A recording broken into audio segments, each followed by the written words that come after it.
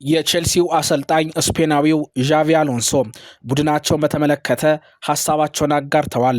በቅድመ ውድድር ዘመን ጨዋታዎችን ማድረግ ጥቅሙ ብዙ ነው። አሁንም ግን ብዙ መሻሻል አለብን። በአንዳንድ ጨዋታዎች ውስጥ መፍትሄዎችን መፈለግ አለብን። 6-4 በሆነ ውጤት ማሸነፋችን ጥሩ ነገር ነው፣ ግን ተቸገረን ነው ያሸነፍነው። እናም ከጨዋታው የተለያዩ ልምዶችን መውሰድ አለብን። በቀጣይ በምናደርጋቸው ጨዋታዎች ብዙ መማር ይጠበቅብናል ሲሉ ዣቪ አሎንሶ ተናግረዋል። አካዳሚ ውስጥ ባሉ ተጫዋቾች ብቃት ተገርም ያለው ለታዳጊዎች እድል መስጠት ምን ያህል ጥቅም እንዳለው እያየው ነው። ወጣት ተጫዋቾች ልምድ አላቸው። ደጋፊዎችም በታዳጊዎች ብቃት ተገርመዋል። ሮሜዮ ላቪያ በጡንቻው አካባቢ መጠነኛ ጉዳት አጋጥሞታል። ነገር ግን ቅዳሜ ለሚኖረን ጨዋታ ይሰለፋል ብዬ ገምታለሁ። እንደ ቡድን ግን አሁንም ብዙ የሚቀረን ነገር አለ። ይህንን ማስተካከል አለብን። የተጫዋቾቹ ብቃት ግን ተቀራራቢ መሆኑን መናገር ፈልጋለሁ ብለዋል። ቡድን እየገነባን ነው። ስለዚህ ለእያንዳንዱ ነገር ትኩረት ሰጥተን መስራት አለብን። በዚህም በጣም ደስተኛ መሆን ይጠበቅብናል። ቡድን ማሻሻል፣ አንድነት መፍጠር፣ አሸናፊ ቡድን መገንባት የሁላችንም ኃላፊነት ነው። ገና ቡድኑን ሊቀላቀሉ የሚችሉ ተጫዋቾች እንዳሉ ይሰማኛል። ይሄ ቡድን ጠንካራ ነው፣ ግን ጥራት የሚጨምሩ ተጫዋቾች መዳረሻቸው ስታንፎርድ ብሪጅ ይሆናል ሲሉ ዣቪ አሎንሶ ሐሳባቸውን አጋርተዋል። የፊፋው ፕሬዝዳንት ጃኒ ኢንፋንቲኖ አዲስ የሚባል ፕሮጀክት ለማስተዋወቅ ዝግጁ መሆናቸው ተሰምቷል።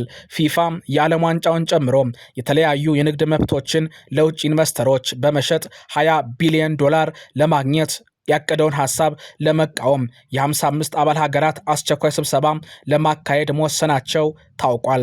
የአውሮፓ እግር ኳስ ፌዴሬሽን ፕሬዝዳንት የሆኑት ስሎቬኒያዊው አሌክሳንደር ሴፌሪን የፊፋና ኢንፋንቲኖን አካሄድ ለመቃወም ሁላችሁም ተዘጋጁ ሲሉ ገልጸዋል።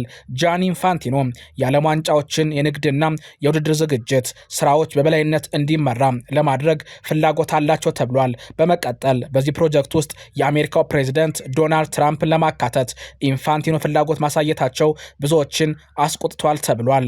በኢንፋንቲኖ እቅድ ላይ ተቃውሞ ለማሰማት 55ቱ የአውሮፓ አባል ሀገራት ስብሰባ በዚህ ሳምንት እንደሚያካሂዱ ተሰምቷል።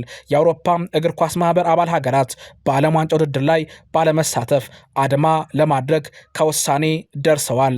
ፊፋ የዓለም ዋንጫውን የንግድ ድርሻ ለግል ኢንቨስተሮች ከሸጠ በውድድሩ እንደማይሳተፉ አባል ሀገራቱ ማረጋገጫ ሰጥተዋል።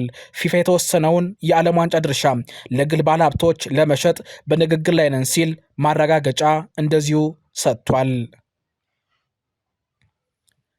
የአርሰናሉ ስፖርቲንግ ዳይሬክተር አንድሪያ ቤርታ የዊሊያም ሳሊባ መጎዳትን ተከትሎ የመከላከል አደረጃጀቱን ለማጠናከር አሁን ላይ ቅድሚያ የሚሰጡት የመሃል ተከላካይ ማስፈረም እንደሆነ እየተነገረ ይገኛል።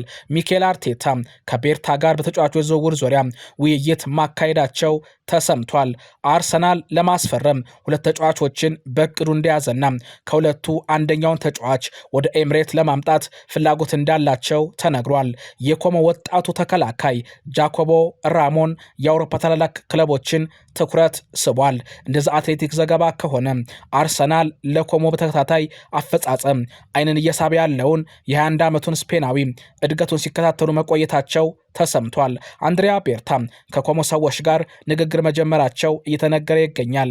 የኮሞ አሰልጣኝ ሴስክ ፋብሪጋስ ተጫዋቹን ማቆየት ይፈልጋል ቢባልም የራሞን ውሳኔ በቀናት ውስጥ እንደሚታወቅ ተሰምቷል።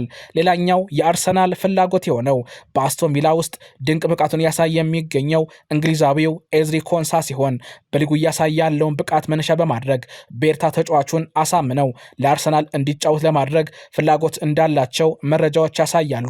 አርሰናል ማንን ያስፈርም ይሆን የሚለው ጉዳይ በቀጣዮቹ ቀናት እልባት እንደሚያገኝ ብዙዎች በመናገር ላይ ይገኛሉ።